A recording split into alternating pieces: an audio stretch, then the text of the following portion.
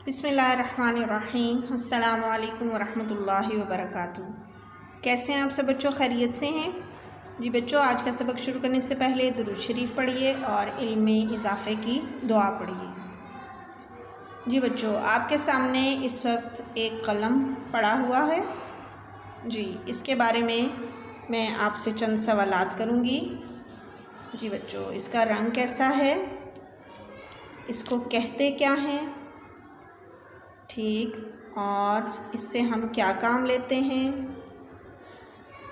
इसकी कितनी इकसाम होती हैं जी, और इसको और क्या क्या इनकी इसमें मिलता है। एक कलम जो है वो और किस किस किस्म का आपको मिल सकता है जी बच्चों। यानी अगर मैं आपसे कहूँ, आपसे ये सवालात किए हैं जो मैंने, इनके जवाबात आप अगर एक जगह पे लिखेंगे तो हमारा एक कलम के ऊपर एक अच्छा खासा मज़मून तैयार हो जाएगा। ठीक है, बिल्कुल इसी तरह आज हमारा सबक अमली किताब, यहाँ पे हम खोल रहे हैं सफ़ा नंबर 25 जी बच्चों। आज का काम शुरू करने से पहले आपने ऊपर जमात का काम लिखना है, तारीख़ लिखनी है, ठीक है। उसके बाद हम यहाँ पे नस्ल निगारी कर रहे हैं। हमारा आज का उन्वान है कोई चीज़ जी। कोई चीज़ कोई भी हो सकती है, मसलन बस्ता, कुर्सी, तख्ता स्याह, मेज़, ग्लास, प्लेट वग़ैरह, कोई भी चीज़ हो सकती है, ठीक है। अब हम अगर किसी भी चीज़ के बारे में कुछ लिखना शुरू करेंगे तो सबसे पहले कि ये किस चीज़ से बनी है, लकड़ी से बनी है, कपड़े से बनी है, शीशे से बनी है, किस चीज़ से बनी है। फिर उसके अलावा हम फिर ये देखेंगे कि किस काम आती है, किताबें रखने के, बैठने के, लिखने के, पानी के, खाने रखने के। फिर इसके अलावा हम ये देखते हैं कि ये कहाँ से मिलती है। स्टेशनरी की दुकान से, जैसे अगर किताबें, कॉपियाँ, बस्ता वगैरह है तो स्टेशनरी की दुकान से मिलेगा, और अगर मेज़, कुर्सी वगैरह है तो फर्नीचर की दुकान से मिलेगी। ग्लास, प्लेट वगैरह है तो वो हमें बर्तनों की दुकान से मिलेगी। उसके बाद है ये जी कितनी किस्म की होती हैं। कुछ चीज़ें महंगी होती हैं, कुछ सस्ती होती हैं, कुछ पायदार होती हैं, कुछ नापायदार होती हैं। फिर कुछ जो होती हैं वो दूसरे मुल्क की बनी होती हैं, लेकिन ज़्यादातर चीज़ें जो हम इस्तेमाल करते हैं अपने ही मुल्क से बनी हुई होती हैं। अब ये एक इशारे चंद दिए गए हैं। अब इन इशारों की मदद से आपने एक मज़मून तैयार करना है जी। मज़मून तैयार करने से पहले, जैसे फ़र्ज़ करें इन उन्वानात में से मैंने यहाँ पे मेज़ मुंतखब किया है, ठीक है। आप इनमें से कुछ भी चीज़ ले सकते हैं, ज़रूरी नहीं है कि आपने मेज़ पर ही लिखना है। इसके अलावा इनमें से कोई भी चीज़ आप सिलेक्ट कर लें। तो यहाँ पे हम हेडिंग्स देंगे इस तरह। उन्वान है हमारा नस्ल निगारी, और नस्ल निगारी में हम मेज़ के बारे में लिख रहे हैं। अब यहाँ कुछ अल्फाज मैंने लिख लिए हैं, ज़ख़ीरा अल्फाज हैं। अब ये सारे ज़ख़ीरा अल्फाज इन हर चीज़ों के लिए इस्तेमाल होंगे, ठीक है। जिस चीज़ के बारे में भी आप लिखना चाहेंगे तो इन अल्फाज की मदद से आप लिखेंगे। सबसे पहला लफ्ज़ है जी नाम।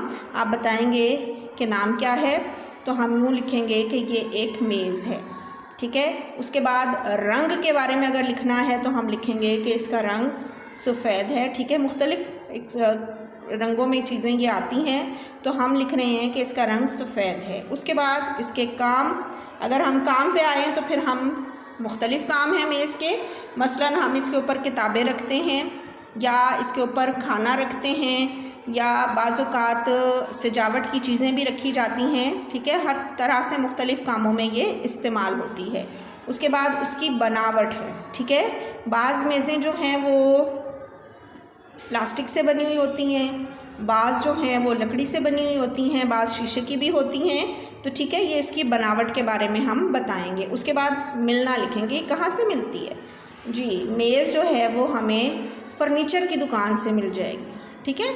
उसके बाद इसकी इकसाम है, हम मुख्तलिफ़ इकसाम इसकी देखते हैं और इस्तेमाल करते हैं, ठीक है। कुछ बड़ी हैं, कुछ गोल हैं, कोई चौकोर हैं, कोई लंबी हैं, कोई डाइनिंग टेबल है, ठीक है। तो इस तरह की इकसाम मुख्तलिफ़ हम इसकी मेंशन करेंगे। उसके बाद आ जाते हैं जी फ़ायदे। मेज़ के बहुत से फ़ायदे हैं, ये हमारी ज़िंदगी में बहुत अहम किरदार अदा करता है, हमारे कामों में आसानी पैदा करता है, हमें सहूलत देता है, हम अपनी चीज़ें इसके ऊपर संभाल के रख सकते हैं। उसके बाद है जी हिफाजत। आप अपनी मेज़ की हिफाजत किस तरह से करते हैं जी। हम ज़रूर ये लिखेंगे कि हम अपनी मेज़ को बहुत एहतियात के साथ इस्तेमाल करते हैं, इसकी खूब सफाई सुथराई का ख्याल करते हैं और इसको सफाई हिफाजत के साथ रखते हैं। उसके बाद है जी मुल्की है या गैर मुल्की है। अब आपने बताना है कि आपने अपने ही मुल्क से इसको ख़रीदा है ना या कहीं गैर मुल्क से मंगवाया है, तो ये बात आप यहाँ पे मेंशन करेंगे। उसके बाद आप लिखेंगे यहाँ पे अपनी पसंदीदगी, क्या आपको अपनी मेज़ पसंद है या नहीं पसंद। ठीक है, यहाँ पे नंबर 25 पे आपने इस तरीके से तैयार कर लेना है। उसके बाद हम यहाँ पे पेज नंबर 26 पे आ जाएंगे और यहाँ पे हम सबसे ऊपर हेडिंग देंगे मेज़ की। ठीक है, यहाँ हमने उसको डबल अंडरलाइन कर लिया और उसके बाद यहाँ पे हमने ये नंबर लगा लिए हैं। तकरीबन 10 लाइनें हम लिखेंगे इस मज़मून की। ठीक है, इसी तरीके से जिस तरह मैंने आपको बताया ये ज़ख़ीरा अल्फाज हैं, इनकी मदद से हम यहाँ पे 10 जुमले बना लेंगे। ठीक है जी, आज का होमवर्क नोट कर लीजिए। आपने अमली किताब सफ़ा नंबर 25 और 26 को मुकम्मल कर लेना है।